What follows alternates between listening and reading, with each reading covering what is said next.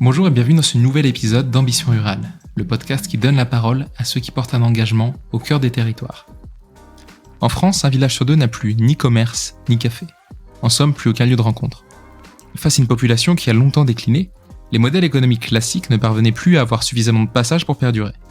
Nous entamons aujourd'hui un cycle de 2 podcasts autour de la réinvention de ces modèles avec les engagements de Marie-Lou Poulot. Elle est directrice adjointe de l'opération 1000 Cafés au sein du groupe SOS et cofondatrice de Mon Épi, thème du podcast du jour. Mon Épi, ce sont des épiceries participatives créées et gérées par les adhérents qui proposent des produits locaux et de qualité à prix réduit. Bonne écoute. Bonjour Marie-Lou et merci d'avoir accepté ce temps d'échange ensemble. Ensemble, on va commencer un cycle de 2 épisodes autour de 2 engagements que tu portes. Un avec Mon Épi, ce sera l'épisode d'aujourd'hui. Et dans 15 jours, on va évoquer ton engagement au sein de 1000 Cafés, donc initiative du groupe SOS, sur des thématiques qui sont différentes mais avec des points assez intéressants. Je pense qu'on y reviendra. Mais voilà, aujourd'hui, on s'intéresse donc à un projet associatif, Mon Épi, que tu as lancé en 2015, si je me trompe pas.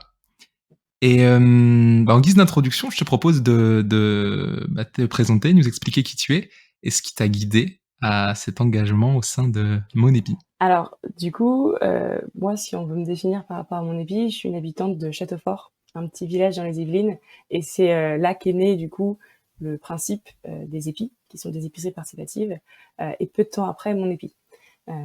Du coup, l'idée de Mon Épi, c'était vraiment, en fait, de permettre de dupliquer le modèle des épis, que je vais détailler un petit peu plus, et permettre, en fait, à tous les collectifs qui voulaient pouvoir gérer les épiceries participatives sur ce modèle, de le faire.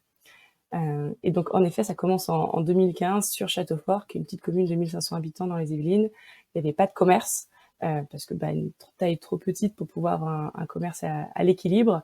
Beaucoup de producteurs locaux aux alentours, et un peu ce côté de se dire, c'est dingue qu'il y ait autant de produits de super qualité, et que mine de rien, faut prendre la voiture partout pour aller s'alimenter, qu'en plus, trouver ces produits-là, c'est hyper compliqué, etc.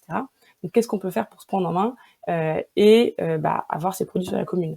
Et du coup, quand je dis qu'est-ce qu'on peut faire, c'est vraiment les habitants du village, des élus, qui ont passé quasiment 1 an en fait à réfléchir au projet de l'épi Castelfortin. Donc ça a été son nom après 1 an. Avant ça, il y a quand même 1 an de discussions, de réunions et de foisonnement d'idées pour dire comment on peut lever toutes les barrières pour qu'un collectif d'habitants 100% bénévoles puisse 100% gérer sa petite épicerie en autonomie, en produits locaux, sans marge. Donc il y a vraiment eu des idées de tout le monde, et des habitants, on sait, on peut leur attribuer telle suggestion, tel fonctionnement. Et l'épi Castelfortin, du coup, il est né en 2016, après 1 an de travail, et du coup, il y a quasiment 100 familles qui ont adhéré dès le début. Gros engouement pour ce petit village, avec le principe de se dire, en fait, je pourrais retrouver tous les produits des alentours dans ce petit local qui était mis à disposition par la mairie. Et en échange, pour pouvoir accéder à cette petite épicerie, il faut que j'adhère à l'asso, et je donne 2 heures par mois pour faire tourner l'asso. Et donc, c'est pour ça qu'on parle de participatif, c'est qu'on n'est pas sur du bénévolat ou de l'associatif classique, on est vraiment sur, tu participes, tu peux y accéder, si tu fais pas en fait tes heures, t'es un petit peu en dehors du modèle. C'est pour aussi favoriser l'engagement et la pérennité de l'épicerie. Et du coup, comme c'est 100% bénévole, que l'asso, c'est la mairie qui le prête, que le local, c'est la mairie qui le prête, il n'y a pas de marge à ajouter. Donc, globalement, on a des tarifs qui sont quand même des tarifs de gros pour 100 familles, en direct de producteurs et sans marge. Et donc, c'est vraiment un modèle qui est assez innovant et qui sort de ce qu'on peut voir. On s'attire un petit peu sur tous les modèles qui existent déjà et qui sont top, qu'on peut voir les AMAP, on peut voir la ruche, etc. Il y a d'autres modèles de ce type-là, on greffe un peu tout ça. Et au final, le tout sur la commune. Donc, il y a ce point de vie aussi où on recrée des habitudes, où on peut se réunir à nouveau. Et donc, comme ça a vachement bien pris, il y a des communes aux alentours qui ont voulu adhérer à l'épi Castelfortin. Sauf que c'était pas tout à fait la philosophie, il fallait pouvoir venir à pied ou en vélo, c'était pour aussi les habitants de la commune. Et du coup, il y a une partie de ces habitants qui ont lancé l'épi Castelfortin qui se sont dit comment on peut aider d'autres collectifs, d'autres communes, d'autres habitants à faire un épi dans leur village. Et donc, 1 an de réflexion, et de là est né Mon Épi en 2017. Et vraiment, c'est une entreprise, du coup, Mon Épi, qui a pour ambition de montrer que c'est possible, de changer les choses sous un format d'entreprise, et d'aider tous les collectifs gratuitement à monter tous ces épis, en développant la plateforme qui permet de faire fonctionner tout ce petit système. C'est-à-dire que si on comptait uniquement sur la participation de tous ces habitants, mine de rien, il y a des gestions de stock, il y a de la comptabilité, il y a des créneaux qui fait quoi quand. Ça aurait été très lourd à porter. Et donc mon épice, c'est en fait un outil numérique qui rassemble toutes les idées, tout le concept dans cette plateforme accessible par tous les adhérents des épis et qui permet du coup à un épi de fonctionner assez facilement. Et donc cette plateforme, elle intervient, au moment de la conception, justement pour, essayer de créer une sorte de cadre collaboratif où on peut organiser un petit peu la dynamique? Ou c'est une plateforme qui est plutôt une plateforme de gestion et qui intervient justement pour faciliter, la gestion du magasin, avec, toutes les parties prenantes qui le composent? C'est plutôt un outil de gestion. Globalement, on l'utilise pour paramétrer son épicerie, mais il faut déjà avoir son petit collectif qui a envie de se lancer. Et après, nous, l'équipe de mon épi, on est là pour aussi conseiller, orienter, repartager les bonnes pratiques de ce qui a fonctionné ou pas fonctionné. Il y a toute une communauté aussi d'épis qui tourne. On a plus de 150 épiceries aujourd'hui qui sont qui sont actives. Donc, le but, c'est aussi de les mettre en lien et de se partager un peu les bonnes idées pour aider ces collectifs à, entre guillemets, réutiliser le concept, s'appuyer sur les mêmes principes qui fonctionnent bien. Et la plateforme, elle, ça va être commander auprès des fournisseurs, suivre ses stocks, permettre à tous les adhérents de choisir précisément s'ils veulent prendre tel produit dans l'épicerie, s'ils veulent précommander tel fromage auprès d'un fournisseur du coin. Et puis en fait, gérer toute cette machination d'une épicerie, mine de rien, pour 70 familles, 100 familles, ça commence à faire pas mal d'activités. C'est hyper intéressant parce que on a souvent l'impression que, créer une épicerie ou n'importe quel commerce en zone rurale, c'est impossible ou, ça ne l'est plus, du moins d'un point de vue économique et c'est vrai que, en changeant, de totalement de paradigme, avec un aspect un petit peu plus collaboratif, ça permet quand même d'être fait et aujourd'hui, c'est quoi le nombre minimum de familles qu'il faut pour bâtir un épi? Il y a des épis qui fonctionnent avec 25 familles, par exemple. C'est des petits épis, mais ils sont toujours actifs et ça peut fonctionner. Globalement, voilà, on dirait que 30-40 familles qui se lancent, c'est quand même un peu plus solide, mine de rien, pour pouvoir aussi garantir des créneaux d'ouverture un peu plus réguliers en semaine. Ça sert à rien d'ouvrir tous les jours, toute la semaine. Le but, c'est plutôt de se dire, en fait, par rapport au collectif qui compose l'EPI, quels sont les moments clés pour être ouvert, pour créer aussi ces moments de lien.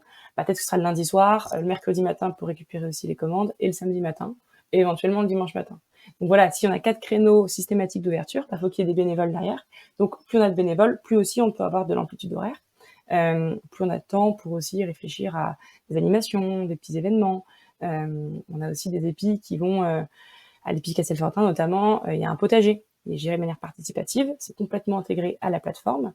Et quand un adhérent dit moi je dois faire mes heures, mes 2 heures par mois, soit je vais aller chercher la commande de poulet du samedi qui a été précommandée, soit je vais tenir la boutique, ou alors je vais aller faire un créneau de 2 heures au potager dans la semaine, et ça va aussi jouer dans tout ce système de créneaux et d'adhésion.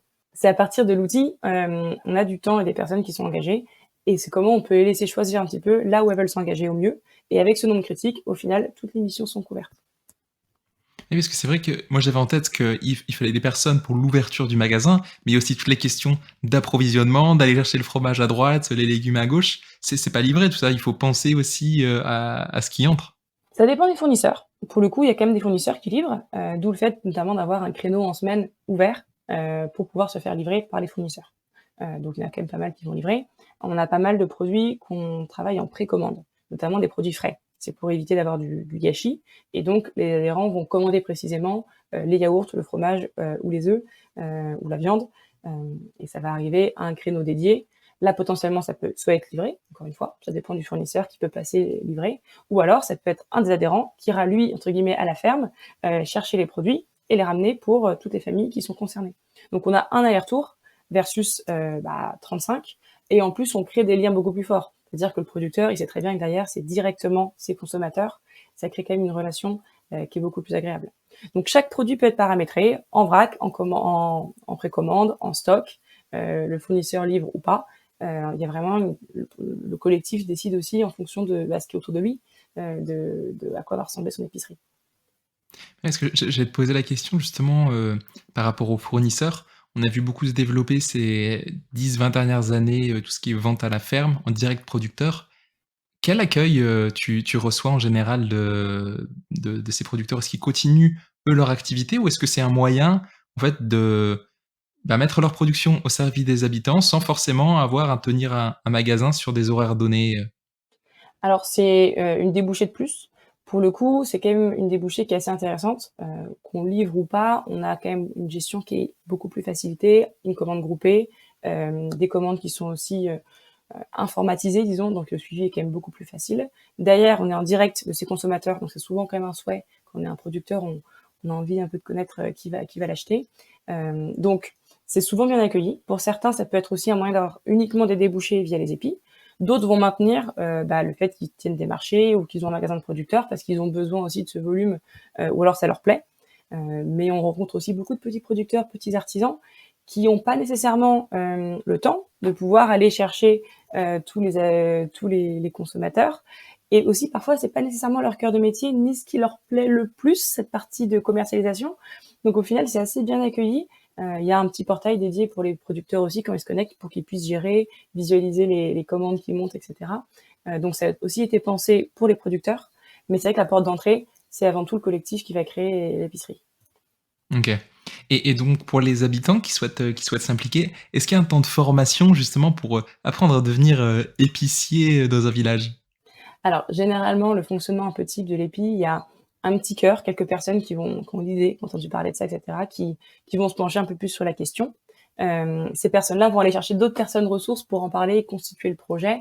On a souvent le bureau, après différents commissions, groupes élargis qui vont aussi être en charge de paramétrer les produits, challenger un peu les producteurs. Et après, tout un groupe plus élargi, des adhérents, on va dire, un peu plus classiques, qui vont peut-être moins maîtriser la finesse de l'outil. Globalement, pour être épicier, c'est un peu le rôle de l'adhérent, classique. On ne devient pas épicier du jour au lendemain, mais 1 ou 2 sessions où, on est, avec quelqu'un qui connaît et ça fonctionne assez bien. L'outil, il est pensé pour fonctionner en autonomie. On a aussi, des petits tutos, un wiki qui permet aux premiers de se lancer. Mon épi, on est là aussi, pour répondre, au téléphone, on appelle: «J'ai un petit souci, comment on peut débloquer ça?» On est vraiment là pour ça. Donc il y a globalement tout ce qu'il faut pour. On a des épis qui vont beaucoup nous solliciter pour l'ouverture, post-ouverture, parce qu'il y a peut-être des cas un petit peu spécifiques aussi, à intégrer et les épis qui vont ouvrir, on n'aura jamais échangé avec eux, et en fait, on voit qu'ils passent commande. Donc c'est assez intéressant, c'est chaque épi est façonné à sa manière et le but, c'est vraiment qu'ils expriment aussi leurs souhaits, même par rapport aux produits. Nous, tous les produits qui sont référencés, dès que quelqu'un ou un épi fait rentrer un producteur et les produits qui sont attachés, tous les épis de France y ont accès. Donc on a cette grande base de données, de produits qui sont constamment, ajoutés. L'épi qui va ajouter un producteur, il est référent de ce producteur. Donc c'est aussi à lui de maintenir la relation. Les plus gros producteurs, mon épi, on va aussi pouvoir intervenir pour essayer de faciliter en termes de relations, mais le petit producteur local, c'est beaucoup plus équitable en termes de relations. Du coup, la base de données est commune à tous les épis, donc ce qui fait qu'on a quand même une masse assez intéressante. On peut aller, soit récupérer des producteurs qui existent déjà, donc c'est un vrai gain de temps en termes de sourcing, en ajouter des nouveaux, et globalement, on a quand même du coup, tout un écosystème qui est assez intéressant, qui est très riche, de producteurs qui sont impliqués et qui sont suivis directement par les épis. C'est super parce que tu as alors notamment je pense pour tout ce qui est artisanat, tu as une ouverture en circuit court à un marché qui est quand même assez important et qui correspond aussi en termes de philosophie, à ce que tu souhaites donner à ta production. Parce que je suppose que quand on accepte de travailler avec un épi, il y a aussi une sorte de cadre valeur de partager. C'est l'idée. Du coup, en fait, dans le système des épis, c'est de se dire: «Comment je vais pouvoir travailler au plus proche, des habitants à qui je vais fournir les produits?» Et donc on a près de 3 500 producteurs qui sont référencés sur la plateforme, ce qui est quand même assez important. Des dizaines de milliers de produits. La philosophie au global du concept des épis, c'est de se dire que c'est gratuit pour tous, les citoyens, pour tous les petits producteurs et c'est vraiment les quelques producteurs qui vont, carrément faire pas mal d'activités et générer du chiffre, qui vont rémunérer la plateforme. Donc on parle, d'une quarantaine, cinquantaine de producteurs, qui vont, eux, participer. Donc on est vraiment dans une sorte de pyramide inversée où c'est les plus gros, ceux qui bénéficient le plus du système, qui vont en fait faire en sorte que tous les plus petits et tous les collectifs puissent aussi, avoir accès à tout cet outil. Donc il y a une philosophie et cette charte d'engagement de se dire, je travaille en direct des habitants, on se facilite la relation de travail, je viens vous livrer, vous venez me voir, on communique de manière assez fluide et globalement adhérer à une vision de se dire, on est sur du local, ou en tout cas on est sur du raisonné, parce que chaque épi va façonner aussi son épi. Certains vont se dire, je prends uniquement des produits qui sont dans 50 kilomètres. C'est possible, par contre, du coup, ça va exclure certains produits peut-être un peu plus exotiques. Et là-dessus, là, les épis, c'est des assos qui sont à chaque fois indépendantes. D'autres épis vont vouloir mettre un peu plus les critères sur l'inclusion et permettre à plus de personnes de pouvoir s'approvisionner et avoir accès à tous ces produits. Et donc, il y aura peut-être des produits qui ne seront pas 100% locaux, ou alors des produits raisonnés mais qui ne sont pas du bio. Parce que niveau prix, on pourra aussi avoir des produits un peu plus bas et donc attirer plus de profils. Pour les produits du coup qui sont un peu plus exotiques, se dire je prends que des produits éthiques par exemple. Mais c'est les épis qui à chaque fois vont décider quels sont les produits que je veux voir sur mon épicerie. Et donc voilà, il y a vraiment des philosophies et des approches qui sont assez différentes entre chaque épi, et ça qui est chouette, c'est vraiment leur permettre de façonner à leur manière et selon la vision de leur collectif les produits qu'ils veulent voir dans leur rayon. C'est chouette parce que c'est vraiment la demande qui détermine l'offre, mais là de manière hyper concrète, quoi. C'est complètement ça. Le modèle des épis, c'est un modèle qui est pensé par et pour des citoyens. Donc mon épi, on a été façonné du coup de 7 ans de retour des épis qui ont vu des trucs qui fonctionnaient pas, qui voudraient voir telle fonctionnalité, qui voudraient qu'on puisse rajouter tel bloc, qui voudraient qu'on puisse paramétrer différemment. Parfois, c'est des producteurs qui vont avoir des petits soucis, mais généralement, en fait, c'est les épis qui font leurs demandes. Et donc, l'outil, ça emmagasine tous les retours et tous les souhaits de toutes les personnes qui ont utilisé le système. Donc, c'est assez chouette de se dire que c'est vraiment l'aboutissement d'une réflexion et d'une mise en pratique collective sur l'échelle de 7-8 ans. Et tout à l'heure, quand tu expliquais un petit peu la genèse du premier épi, tu parlais donc qu'un collectif de citoyens avait émergé et que vous aviez cheminé pendant 1 an pour arriver à la création de cette première épicerie. Heu, D'ordre général, sur les nouveaux qui se sont créés, je pense que, tu dois déjà avoir en condition de base ce collectif.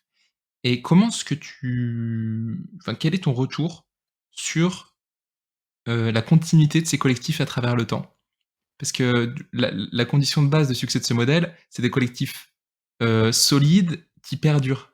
Est-ce qu'il y a une fois que l'épicerie est lancée, il y a une inertie qui se lance et donc c'est une grande dynamique en fait. Il y a des familles qui ont tendance, qui étaient pas présentes au début et qui ont tendance à rejoindre la dynamique? Ou est-ce qu'au contraire, parfois il y a des modèles qui s'essoufflent un petit peu et certaines familles sont obligées de donner plus de temps pour faire perdurer un petit peu la dynamique? Alors, au global, il y a extrêmement peu de projets qui sont arrêtés sur toutes les créations. On avait eu à peu près, aujourd'hui, on a près de 400 projets d'épis lancés, 150 qui ont vu le jour. Et je dirais qu'on a moins d'une dizaine qui sont arrêtés au cours de leur ouverture, donc c'est très très peu. Parfois, c'est des tout petits épis. Parfois, c'est parce que, mine de rien, il y a aussi des personnalités. Ça reste des projets humains. Globalement, en termes de dynamique, le principe participatif, ça fait que tout le monde doit jouer son rôle. Donc, si à un moment, quelqu'un a peut-être moins envie de s'impliquer, etc., il va ne plus pouvoir vraiment aller à l'épicerie, ce qui est OK. Donc, on n'a pas trop ce côté un peu passager clandestin où il y a des gens qui s'impliquent pas et voilà. Donc, c'est soit tu fais un peu ton système et t'es impliqué et du coup, le fait d'y aller te réimplique, donc en fait, t'as envie d'y retourner. Donc, ça permet d'entraîner le système tout seul. Le gros coup de démarrage, c'est à l'entrée, quand faut paramétrer. Et après, globalement, ce qu'on voit, c'est tous les ans, comme toute association, les adhérents, faut en rembarquer des nouveaux, certains déménagent, d'autres arrivent sur la commune. Donc, il y a des entrées et des sorties. Et ça, on voit, il y a vraiment un roulement au sein des épis. Mais on n'a pas vraiment de dynamique d'essoufflement parce que c'est quand même très léger. Et le but, c'est que le maximum de tâches soit étalé entre le maximum de personnes. Parce que c'est ce qu'on voit beaucoup dans l'associatif un peu plus habituel. C'est souvent le bureau qui porte beaucoup, Ouais. beaucoup, beaucoup. Et derrière, c'est compliqué d'avoir des bénévoles.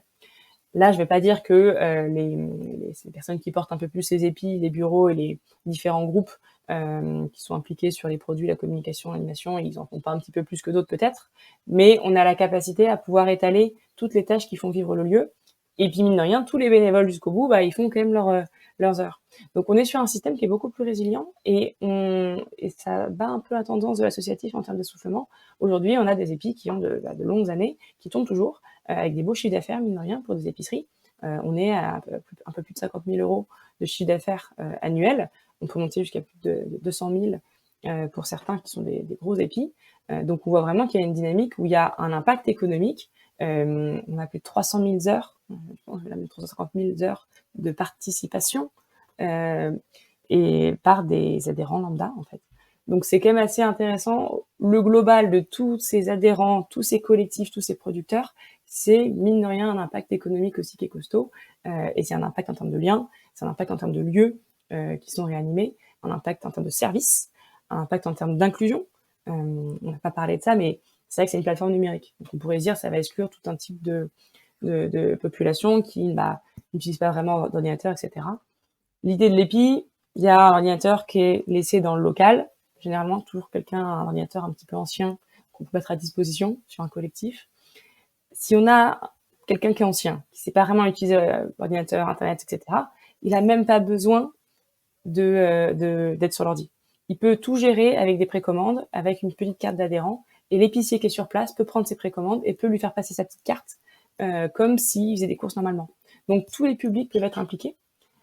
Et pour dire à quel point c'est important pour nous que tous les publics puissent venir, toutes les personnes depuis 70 ans n'ont pas à faire d'heures. C'est-à-dire que dans la plateforme, ça a été développé pour que par défaut, si on a plus de 70 ans, on n'a pas à faire les heures. Parce que c'est normal que le collectif aussi ouvre les portes à ce type de public. Donc il y a plein de petites choses comme ça qui ont été développées, et parfois c'est des idées d'adhérents, des idées d'épis qui nous font remonter, et après on tente de le faire intégrer dans cette plateforme pour que tous les épis derrière puissent utiliser. Le cœur, à la base des épiceries, des bars, des différents cafés dans les villages, c'est ce côté lieu de rencontre. C'est un peu, l'âme du village qui est située là parce que, les gens peuvent se rencontrer le soir, le matin. Est-ce que c'est quelque chose que tu retrouves justement, partant d'un collectif qui est pas forcément hyper cosmopolite, heu, où petit à petit, de nouveaux adhérents arrivent et tu crées cette espèce en fait, ce lieu d'échange, que peut représenter une épicerie, un commerce, en zone rurale? Alors c'est finalement pas la porte d'entrée.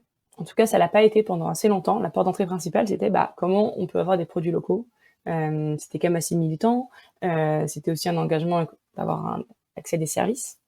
Mais en fait, on se rend compte, et force est de constater que tous ceux qui ont lancé des épis s'en rendent compte, on vient pour le côté alimentation, on vient pour le côté circuit court, côté local, et ce qu'on trouve en plus, en bonus, c'est ce lien social. Ça crée, en fait, ça réapprend que c'est possible, collectivement, sans investissement, sans compétences spécifiques, de pouvoir créer quelque chose qui fonctionne, qui a énormément de sens, qui apporte des services, qui rassemble, et des personnes de tout horizon. Et donc c'est vraiment en fait une sorte de petite cerise sur le gâteau. Et maintenant je pense qu'aujourd'hui c'est clairement mis en avant. C'est aussi des sujets qui sont plus mis dans tous les discours, etc., dans tous les échanges, hein, le lien social, la perte de lien, notamment il y a quelques années qui ont été difficiles, où les gens étaient un peu plus isolés. Donc on vient chercher le lien. Mais quand cette initiative et quand ce concept a été pensé, c'était pas quelque chose qu'on allait chercher plus que ça. Par contre, c'est clairement un élément qui est assez magique dans les épis. Je me souviens, après quelques années des épis, j'avais un peu ces réflexions de se dire, tiens, ça c'est pas très épi comme philosophie. C'était devenu presque même un adjectif, un mode de pensée, un mode de collaboration. Donc il y a vraiment cette capacité aussi à faire en sorte que ça transforme le paysage, ça donne une sorte de dynamique aussi, ça réapporte un peu le sourire, la confiance, le merci, l'entraide. Et ça, c'est des choses qui sont parfois un petit peu perdues. Et grâce aux épis, on peut les réinstiller dans les collectifs et dans les communes et faire participer un peu tout le monde là-dedans. Que ce soit dans la formation, dans la coordination et même, tu l'évoquais dernièrement, sur le lien au numérique. En fait, la collaboration c'est une condition par défaut de tout épi. Participatif, c'est collaboratif. C'est du collaboratif où en fait il y a des règles qui ont été posées et pour dire pour pouvoir accéder en fait à l'EPI, qui est une ressource pour la commune, pour le village ou pour le quartier, il y a des épis en ville. Pour pouvoir accéder à cette ressource, il y a des règles à suivre, faire ses heures, tenir son compte, etc. Et donc de là, on crée cette petite communauté. C'est-à-dire qu'on parfois on pourrait dire c'est un peu comme une sorte de commun moderne. Il y a une ressource partagée, il y a des règles à suivre et du coup on crée quelque chose qui est assez sympathique et qui est un peu plus facile à vivre. Donc la collaboration, c'est au cœur même du participatif. Mais une collaboration qui est pas cadrée, c'est énormément de travail à suivre. Et le but de l'outil, c'est de dire toute la partie qui est un peu difficile. Parce que si on a Ouais. quelqu'un qui a pour mission de dire t'as pas fait tes heures, t'as pas payé ton créneau, t'as pas rechargé ton compte, clairement ça c'est pas sympa comme relation au quotidien. Si tu enlèves cette partie, il y a pas de hiérarchie, il y a pas de Ouais. pouvoir, il y a pas d'impact financier personnel pour quelqu'un, c'est plutôt un projet collectif. Les relations elles sont hyper faciles dans l'EPI. C'est la plateforme qui a dit non, t'as pas chargé ton compte, t'as pas pris tes heures, donc t'es bloqué. Donc c'est aussi pour faciliter la relation entre les adhérents que l'outil il se positionne pour faire un peu l'arbitre neutre. Ouais. Une petite dimension personnelle pour garantir de bonnes relations personnelles. C'est ça, on va dire. On pourrait le voir comme ça. C'est un petit peu l'arbitre qui simplifie toutes les relations sur les sujets un peu touchy. Et donc dans toutes ces parties prenantes, tu as aussi, la commune. La création d'un épi, qu'est-ce que ça dit d'un village? Est-ce que c'est à la base de la création d'une dynamique ou alors c'est l'aboutissement d'une dynamique qui est déjà enclenchée? C'est un peu une question à fou-poule finalement, hein. Disons qu'il n'y a pas de, il y a pas de réponse dans un sens ou dans l'autre. On a vu les deux. Il y a des épis qui sont lancés plutôt sans tant de soutien de la commune. C'est-à-dire que certains vont se battre pour avoir un local, soit parce qu'il n'y a pas de local disponible, soit parce que la commune n'est pas tout à fait, a pas tout à fait compris le concept ou soutient pas spécialement le projet. D'autres, c'est quasiment c'est le maire qui vient porter le projet et l'amener. Donc on a vraiment le spectre complet de l'épi qui va se lancer peut-être dans un garage parce qu'il y aura pas de local, il y aura pas de soutien de la commune, versus l'épi qui va être porté par le maire, qui va chercher les élus, qui vont chercher les collectifs. Donc il y a tout un spectre assez gigantesque en fonction des collectifs et de d'où ça vient. Disons qu'il y a moite-moite aujourd'hui sur ceux qui ont été portés par des élus et ceux qui ont été portés par des collectifs complètement indépendants et après qui se sont rendus compte qu'il fallait en effet trouver les élus pour avoir accès à un local. Donc aujourd'hui, il y a alors tu dis, je reprends tes chiffres mais de tête, mais je suis pas totalement sûr de moi. 400 épis en cours de lancement et 150 déjà lancés. C'est ça, 160 même, il me semble, 103, si je Ah suis oui! les chiffres. Ouais. Donc c'est une croissance hyper rapide, heu, pour un premier épi, lancé en 2016. Hem, c'est quoi un petit peu ta vision de Mon Épi à horizon quelques années? Est-ce que l'objectif, c'est de continuer, enfin, est-ce que l'objectif, c'est de pas avoir d'objectif finalement et de continuer à faire vivre cette belle dynamique? Ou alors est-ce que tu envisages déjà des petites, lignes sur lesquelles tu comptes t'engager, face à ce succès-là? L'objectif, je pense que c'est un concept que n'importe qui peut s'approprier et qui peut, c'est un outil à la base. On fait des épiceries, mais on peut gérer des potagers. On pourrait décider de gérer des espaces publics pour la commune. On pourrait avoir de l'animation. On pourrait avoir un café participatif. Il y a pas Ouais. mal de briques qui peuvent se rajouter autour de la logique de participation encadrée par des créneaux sur un outil. Donc nous, le but, c'est de pouvoir peut-être aller un peu plus loin dans cette logique un peu de mini tiers-lieu modulable, adaptable en fonction de chaque commune, en fonction de chaque collectif et de chaque besoin, et de continuer à se nourrir en fait avant tout des personnes qui l'utilisent. Il n'y a pas une volonté d'entreprendre chez Mon Épi, il y a une volonté de répondre à un besoin. Et donc là, on ira aussi là où il y a le besoin, où se faire sentir, et surtout maintenir la philosophie historique de penser un outil pour des citoyens et par des citoyens. C'est même aussi un peu le fonctionnement même de l'entreprise Mon Épi. C'est-à-dire qu'on a choisi d'être une SAS parce qu'on voulait porter un projet économique. C'était important. Mais on a choisi une SAS où on peut pas verser de dividendes, c'est écrit dans les statuts, où il y a une présidence tournante, où on a plafonné les salaires, et on a une partie des associés fondateurs qui ont pour rôle, littéralement, de garantir qu'on garde la direction originelle de l'EPIC Castelfortin, qui est un modèle inclusif, qui est un modèle pose-habitant. Donc, c'est-à-dire qu'on est vraiment sur une sorte d'hybridation où on cherche à trouver des réponses là où il n'y a pas eu de réponse jusqu'à présent. Sortir du cadre. Et en fait, c'est aussi ce qui est nécessaire parce que il y a pas mal de modèles qui s'essoufflent et des modèles qui sont difficiles, on le voit partout. Et un modèle qui repose uniquement sur les personnes qui sont mobilisées, qui vont l'utiliser, on se rapproche de plus en plus des intéressés. Et donc, c'est ce qui permet aussi aux épis de se développer. J'ai pas d'ambition à donner de cadre ou de chiffres, parce que c'est en fait, on va là où les épis vont. Mais quand on voit, par exemple, pendant la crise Covid, qui a été particulièrement dure, les épis, ça restait des lieux, mine de rien, qui apportaient des services essentiels, des lieux qui sont extrêmement paramétrables. Donc, les créneaux avaient été placés pour que les gens soient 2 par 2 maximum à l'épicerie, qu'il n'y ait pas à toucher les produits, qu'on puisse aller livrer des paniers à des familles ou des personnes en difficulté. Donc, on a réutilisé tout l'outil, et ça, c'est les adhérents des épis qui ont eu l'idée, eux-mêmes, un peu partout, de réutiliser ce qui était en place pour pouvoir répondre à un besoin spécifique. Donc, ça a une capacité d'adaptation qui est assez phénoménale.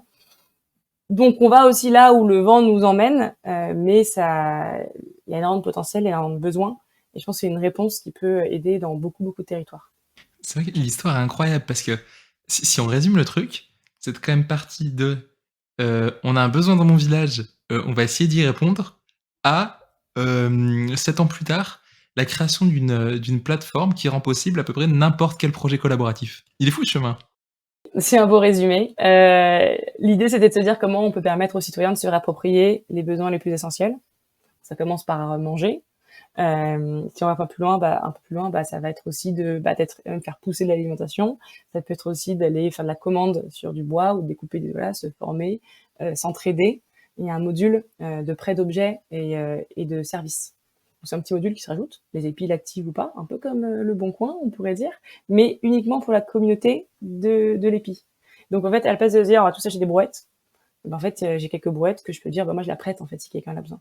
Ou je dois bouger un piano, est-ce que quelqu'un peut m'aider? Et donc les heures que j'ai fait à l'épicerie, je peux les mettre à dispo pour entre guillemets payer en heures s'il y a besoin, ou en argent, ou en sourire, en fonction de ce qu'il y a à faire.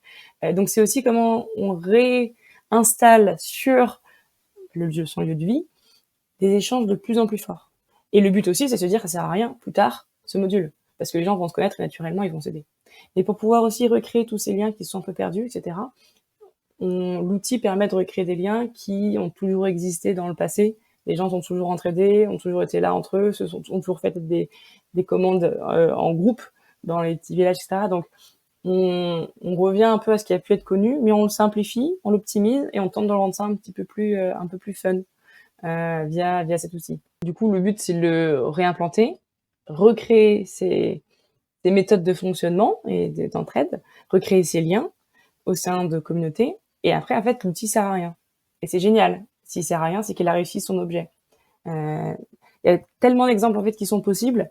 Imaginons le nombre de produits, le nombre d'arbres fruitiers sur des villages ou des quartiers où on ne récupère pas les fruits, on les transforme pas, parce que les gens n'ont pas le temps, parce que par exemple, ils ont une mobilité qui est réduite, etc.